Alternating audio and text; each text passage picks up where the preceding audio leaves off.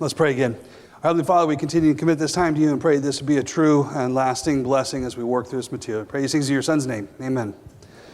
Now I know that I do always tend to go really fast, but I was probably even a little bit more fast in that first one. Wasn't sure if I had the material judged to the time period right. I think I've got a little more space on this one, so I will try to go in fourth gear instead of fifth or sixth. So your goal is to keep their heart on the table, and we've talked about the ways that as parents you might inadvertently push them away. I was talking about, by mocking them or not having patience or not having the time. Those are different ways that I think that we can slowly kind of push their heart away, let it slip under the table without us doing anything about it. But we also ought to acknowledge that there's an innate impulse in most kids to start pulling their heart off the table regardless of what kind of parent you have been. It is not the case that parents misstepping is the only thing that can cause that. I think the kids, there's an innate desire to kind of start doing that. You can be the best mom or dad ever, and they start pulling away simply because they are not just your kids, but they're also the descendants of Adam and Eve. And so they will be tempted in this direction because they have unmortified flesh in them that is pulling them away. One helpful concept that I got from Doug Wilson, my father-in-law, a lot of this is just repackaged Doug Wilson here. But one helpful concept that I got from Doug was this term he calls sunny cynicism. Sunny cynicism. Sunny cynicism is the demeanor that loves everyone and is perpetually sweet while knowing that everyone is a sinner and will fail you at one point or another. Sunny cynicism is like seeing your cherub-faced 3-year-old running with scissors and an uncapped Sharpie, okay? Kid, I love you, but I also see the potential for great disaster in you. So sunny cynicism weds that love and affection of the parent with a realistic understanding that these are children of Adam and Eve who will do evil things, and you need to actually be ready to address it. There is a real art form to developing the sunny cynicism instinct that I'm describing, because it means that you cultivate an openness to suspicion without being a crank. But what I'm urging you to do is to be able to see the fallenness in your children, so that they're like, as I said, there are things that you could do that cause them to pull their heart off the table. But outside of you doing anything, that impulse is there, and you need to see it, and you need to have that sort of suspicion that prompts you to action to actually address it.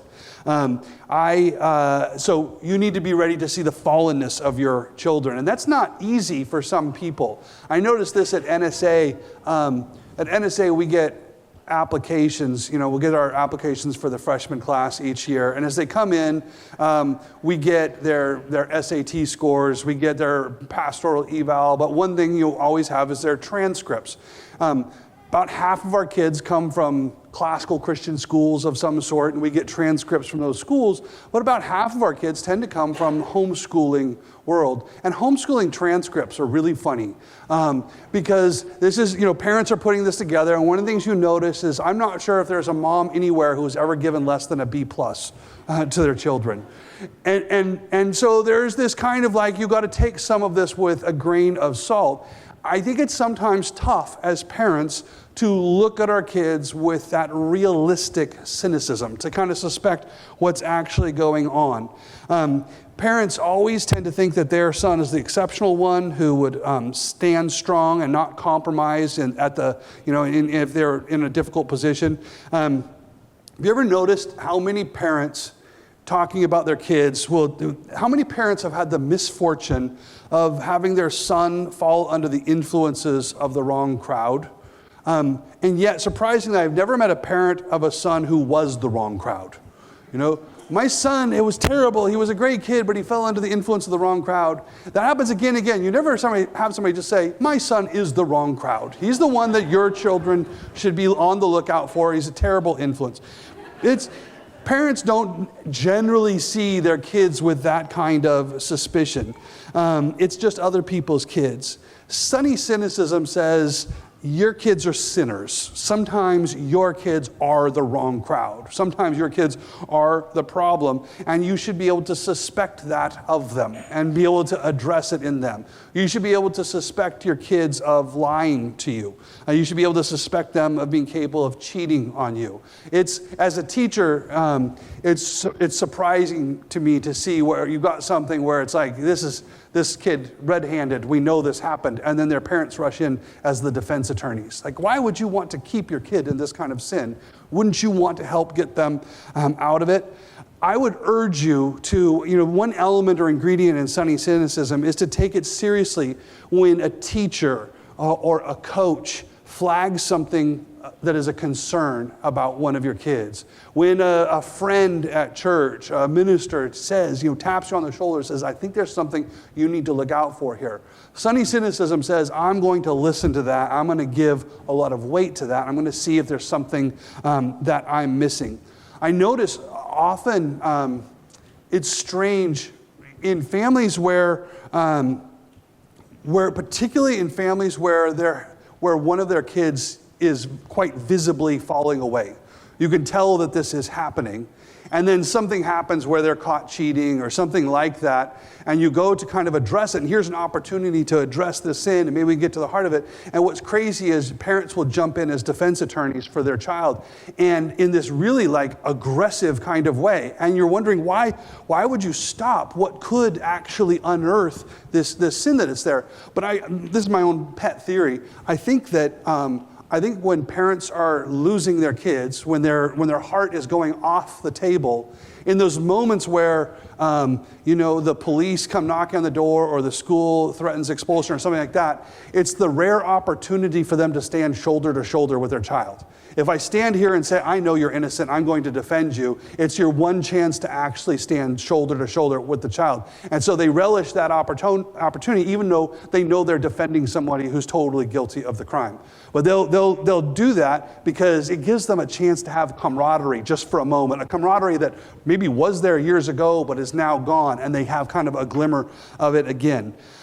Beware of that. You don't want to get into that kind of position. Your kid is a sinner, and you need to be ready to be aggressive about fighting the sin that would pull their heart off of the table. And this means that you need to be okay with a level of strictness that seems more intense than what other families employ. And I just kind of let that sink in for a moment, that you need to be ready to be okay with a level of strictness in your home, rules in your home that are completely different from those that are around you, and they seem more intense than what other families employ. Remember,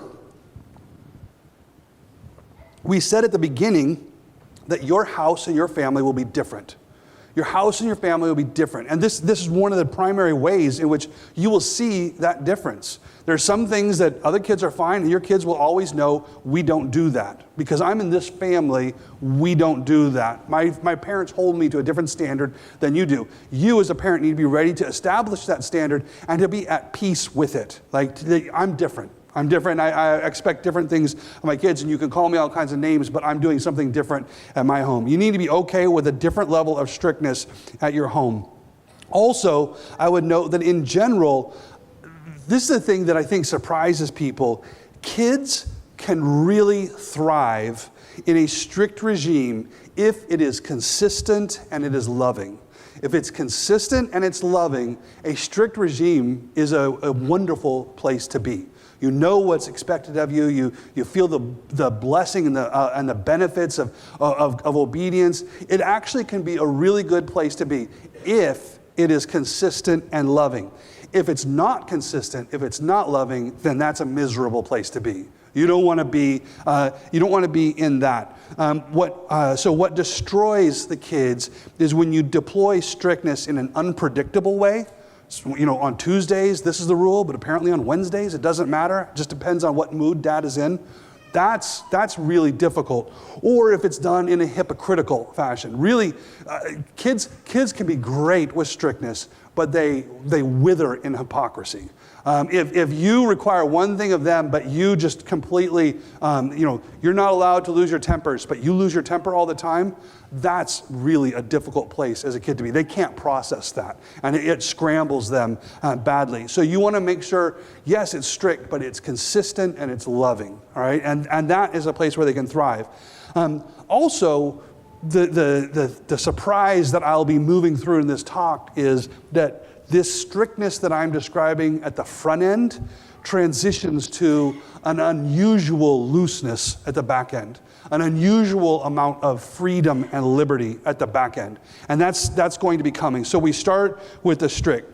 The main goal during this period is, I think, again, to go back to my image of that kid's heart, the main goal, I think, needs to be to keep your kid's heart on the table. Keep it up there. And so you're looking for all the things that might be pulling it away. This means fending off influences that pull them into places where they can become privately compromised, where they can be pulled away from you and then compromised, put in some sort of sin that puts them, some sort of barrier of fellowship between them and coming back to you, because that's when they can get into all kinds of trouble. I want to raise my kids such that they are always keeping their heart on the table.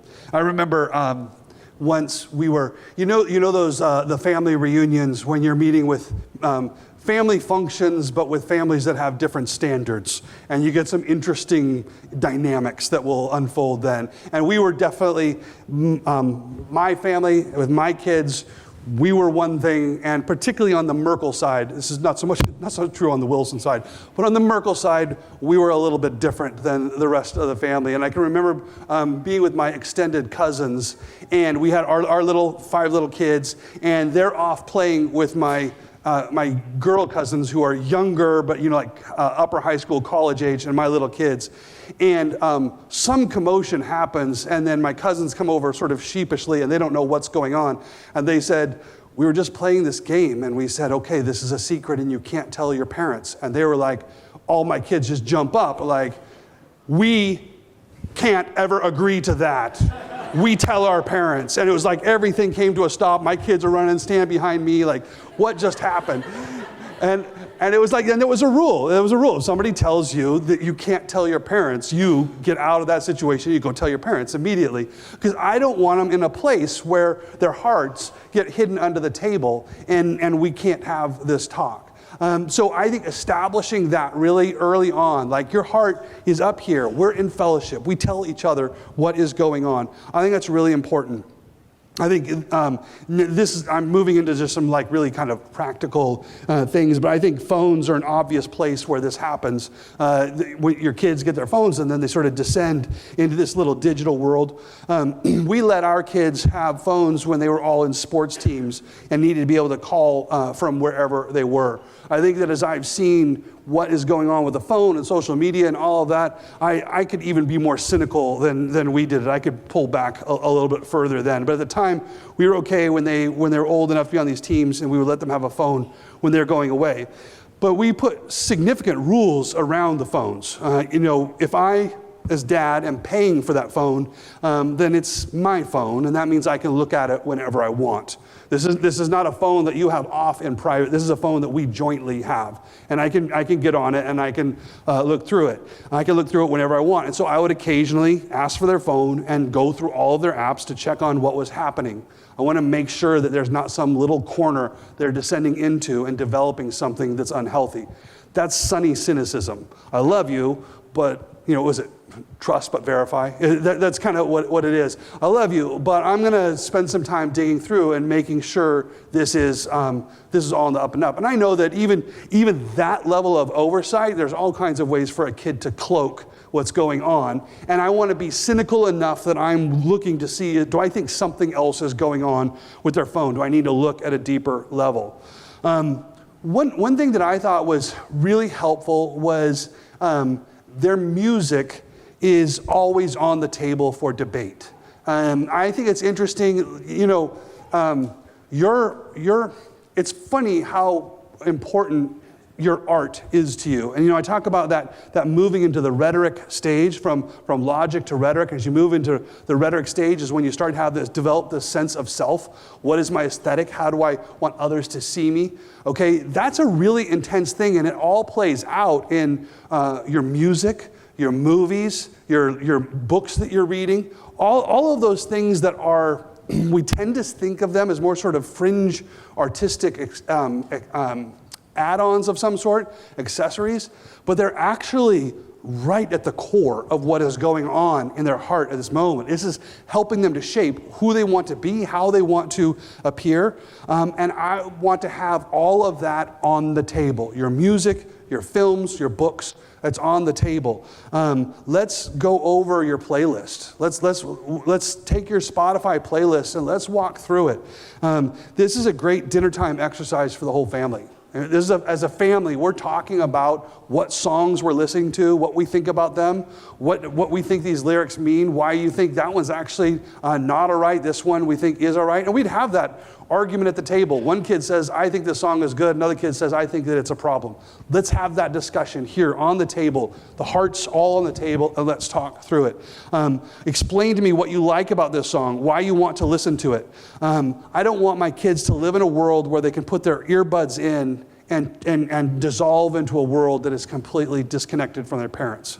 Now, I don't have a problem with my kids having earbuds. That's not the problem. It's, what do the earbuds signify? Do they signify I'm going to my music and that is a separate place from the rest of my family? That is, I think, a problem. And I can remember my daughter when she hit, I can't remember what grade it was, but it was when the Hunger Games comes out. And that just sweeps through the school. Everybody's reading the Hunger Games, and we're like, yeah, you're not doing that. And she kept having questions about it, and it became clear, like, this is kind of a thing. All of her friends are talking about it. She's wondering about it. So I was like, okay, then let's you and I read it together. You read it, I'll read it, and let's talk through it as we read through this together. And we read through it together, and we talk about, here's my concerns, here's why I think this is a problem. She becomes the most vocal advocate of my position in her school and in her friend group, because we put in the time to actually walk through and make sure we are of the same mind about this book. But it was an important thing, and it seemed like such a silly little side task, but it was kind of her world for a little bit, this whole question about what do we think about this book. The movies that they watch, do we sit and watch them together, talk through what's going on, and give an argument for why we think that's a problem, that's okay. And I think it's important that you do it in a non-puritanical sort of censorious sort of way. You need to be somebody who actually understands the real world, is talking to them in a sensible way, and is trying to help them become the kind of person that can interact with this world, rather than just the kind of person who's had their hand slapped with the ruler a number of times. But you want them to be prepared for it, and you are the one that's going to prepare them for it. We were very slow to let our kids have social media. The phone was one thing, social media was a totally different thing. There's already one here. We were very slow to let them have the social media. And when they did get it, that was 100% on the table. My sons were not as interested here as much as my daughters were. They had zero interest in any of it. But my daughters, that was kind of a real thing because it was a big part of their friendships and what people are talking about. So the rule with our girls, first of all, their social media, we all have all eyes on it and can see it. But for the longest period of time, and this was for a long period of time, the rule was our girls don't post something on social media unless they walk through it with my wife. They sit, they talk about, what do you want to say? Why do you want to say that? What's the best way of saying that? What are you trying to get across? And my wife is reading it with them, and they're working it till they perfect that and put it out there. And this included not just the post, but we're talking about the comments and all of that. We didn't want a place where they're descending and being apart from us. This was something we were all doing together. We wanted to know about their friendships and what issues they were walking through in their friend circles. We were way slower to allow our kids to be part of an event that we thought would cultivate a second life kind of quality. And fairly strongly insisted that maybe, you're not going to that. Maybe you can invite them here, but you're not going over there. Because we wanted to make sure that we were had eyes on what was happening. I liked it that a group of high schoolers getting together in Moscow knew that if they invited the Merkle kids to the party, then suddenly they're going to have to conform to a whole new set of standards imposed on them from outside the high school friend group. There's the high school friend group, and there's the Merkle family. And the Merkle family policy, that actually trumped the high school friend group. Right? This is going to have to conform to that. And it was so healthy having my kids be raised in that, because then as they grow older and they move out into a friend circle, they can walk into a room and they could say, we're not doing that.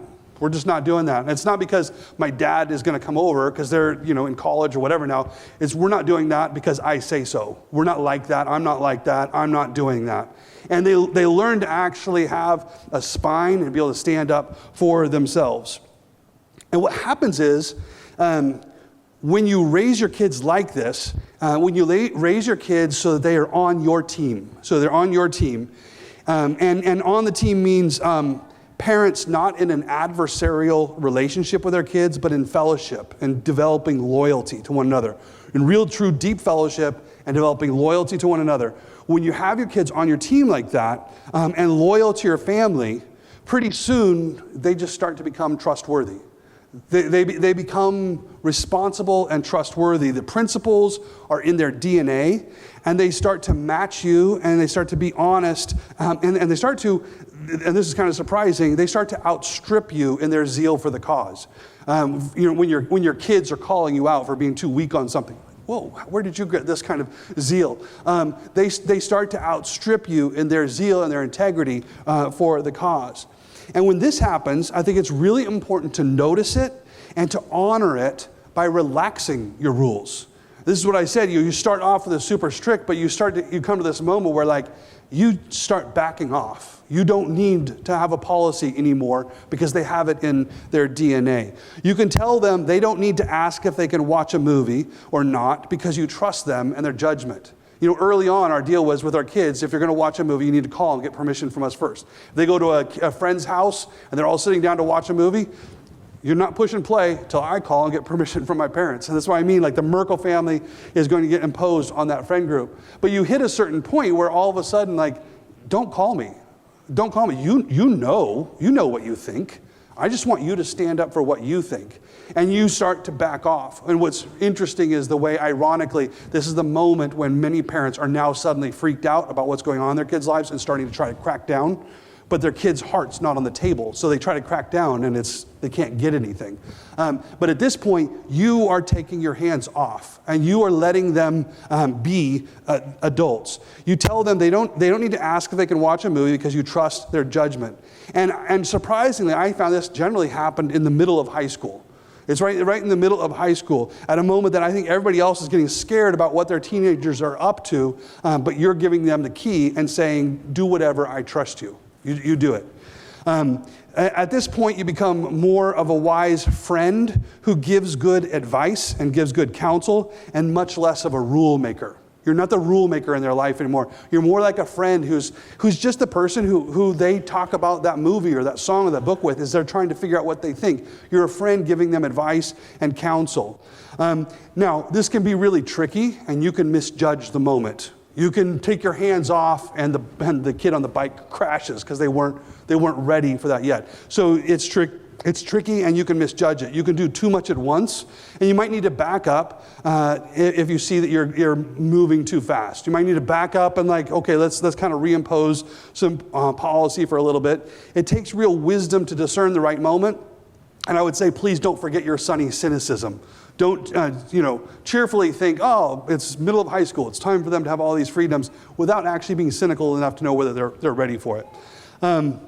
Another thing that it's hard about this is that you are personally shifting from one gear to a very different gear. This is a really difficult moment because you're shifting from high accountability, authority, to suddenly just taking your hands off and backing up and letting them go. And I think that if you don't let go, it can be as bad as not having the guide that was there early. There's not having enough rules early, and then there's not knowing when to let go of all the rules. When they're little and you run this tight ship, it's exhausting, but it's also a lot of fun. There's something just really fun about having this little crew of kids that are all doing, what you ask them to do. But I think what happens is during that stage, a lot of your personal identity can get wrapped up in being that kind of family. We are going back to that Reformed assault vehicle and your family worship and all of that. It's easy to have your family identity and your personal identity wrapped up in being this kind of family. But when they become young adults, you have to cheerfully dismantle the thing that you built.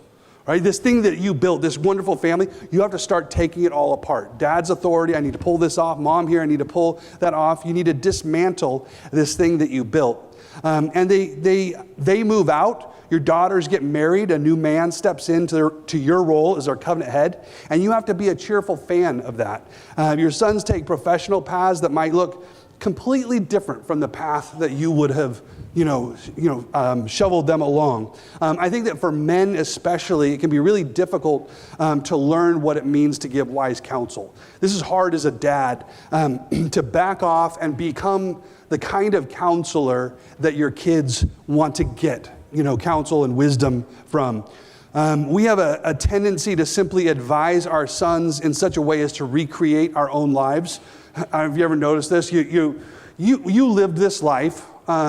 You made certain stupid mistakes. You learned from them the hard way.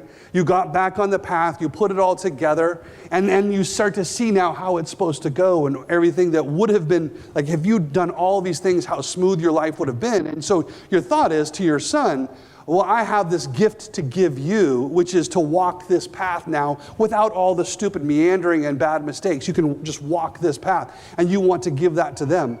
But you're assuming that their life is going to play out exactly like yours, and you don't have the right to do that. You're giving this powerful advice from a sample size of one. Telling your son, here's how the world works. You have a sample size of one, and that's what you're going from. And so you have to back off a little bit and understand that there's going to be some variety that's coming. I notice this when I kind of do events like this a lot. I'm thankful this played out just right this evening, because a lot of times, so we're going to a little thing afterwards, and what frequently will happen is when you're going to go to the event afterwards, whoever's the host will come up and they'll say, okay, what you're going to do is you're going to go out to exit 43. And there's going to be a Home Depot and a billboard, and the whole time you're thinking, yeah, but you just sent me the address. I've got the address on my phone. I've got it here. I'm just going to follow this, and so I'm good. And then they'll be like, yeah, right, okay. But then there's going to be an Albertsons and a Walgreens, and they just want to give instructions. And if you notice about how something about older men is they perfected the art of giving instructions, giving directions for how to get somewhere, because they grew up without the phones, and this was at that time a really valuable skill. They could say there'll be 3 oak trees and then there'll be a cow, and that was really useful at one period of time in world history. That period is over, okay? Because I'm just going to look at my phone and I'm going to go, and it's going to tell me how to get there. And it doesn't matter how often you show them you've got on the phone. They want to keep telling you about the Walgreens. So the thing is, I respect you, admire you because you've got this great skill of giving directions, but that skill is no longer useful. And what I see a lot of times is dads sitting there with their son who's asking for life advice, and you're giving them the third right after the Walgreens. That's not useful. It really isn't useful. You're trying to impose something that's no longer useful on them. You lived a life and learned many lessons the hard way. You want your sons to learn the easy way by simply listening to you and doing what you say. But here's the hard truth to hear. A lot of your life lessons are not actually that useful for them. Those things are not actually that useful for them. You should worry less about trying to force him down a certain path and worry more about trying to become his most encouraging fan. You want to be the one that's giving him respect and pouring into him and cheering him on as he also makes stupid decisions and makes those same things that you did, because it turns out that's actually the more important thing, is him learning those hard lessons. Skipping the hard lessons would not be a blessing to him. So you want to sit and encourage him and be his fan as he works through it all, but you don't have to manufacture your life all over again in your son who's coming after you. I'm not saying don't give practical advice. You do want to be ready to give practical advice, but what I've discovered is when I'm less inclined to tell them, here's what you need to do, when I'm much more of just the fan who's cheering for him, that's when they come and tell me, so what should I do? It's crazy if I hold back and I'm just a dad who's behind them, encouraging them. That's when they come to me and ask me for all the practical advice. And then suddenly, when I tell them about the Walgreens, it suddenly somehow becomes useful and fruitful in their life. Save it for when they have asked for, rather than trying to cram it down their throats when that's not the thing that they're looking for. There's so much here to chase, and I think we can follow some of this up. I'm going to leave as much time for Q&A as possible. But I just want to hit a couple other random just little things here and there. One thing is, I think it's impossible to walk through a subject like this without unearthing one way or another where you start to see that you've done something wrong, right? You can't walk through this without going, okay, so we screwed up there, we screwed up there. We're not perfect parents, okay? And so there's always, this is going to be unearthing places where you've done something wrong. So how do you repair damage or correct mistakes? One thing that I see a lot of is a family that has a bunch of success with all of their kids, except for one who's being a real challenge. Sometimes you have like a family where everything is easy with these four, but this fifth one somehow is extremely difficult. The tendency is to look at the success with the other kids and to say, okay, so since these four, everything is great with them, the problem is not the parenting. The problem is just in this kid. This kid is the problem. So you look to the success with the other kids and you say, okay, the parenting must be good. The problem is with this kid. I think that stepping back a little bit, when you first start having kids, you notice the sacrifices you have to make when you start having kids. No more sleep.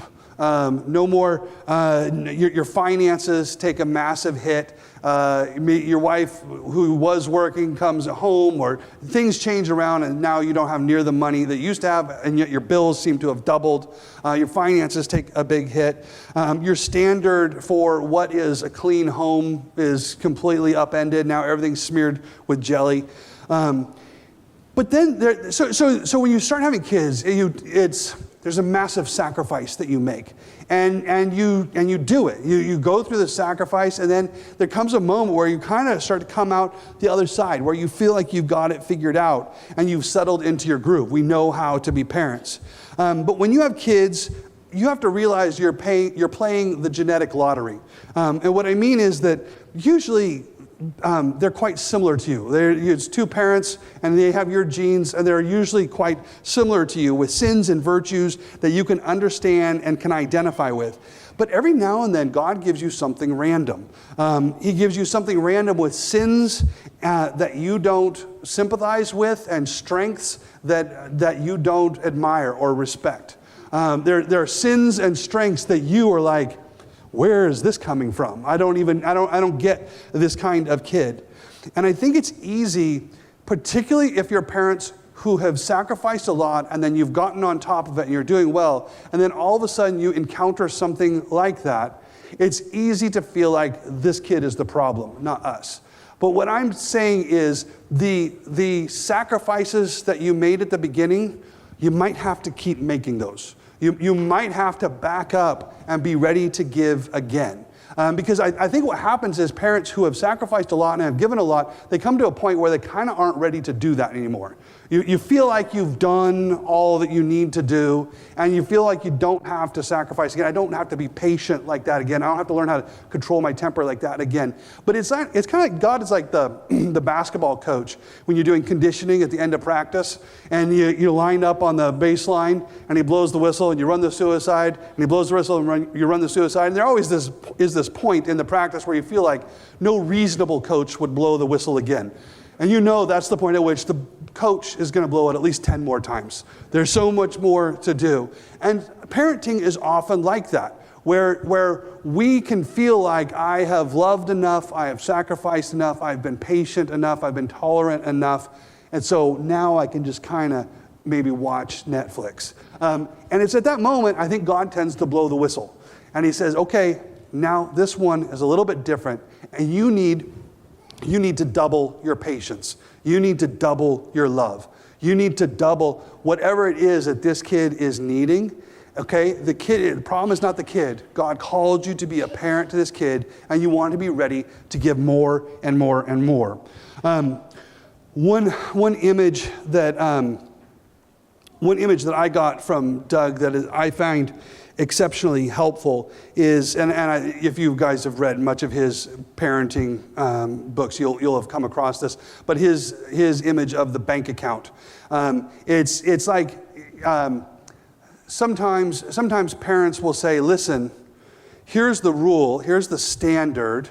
It's clearly derived from Scripture. It's a biblical thing for me to expect from my son, from my daughter, and they won't obey it. So the problem is with the child." Imagine if you had a bank account, okay, and you got a bank account, and you've got a checkbook from that bank, and you write a check for that account. Well, let's say you write a check for $1,000, but there's only $22 in the account.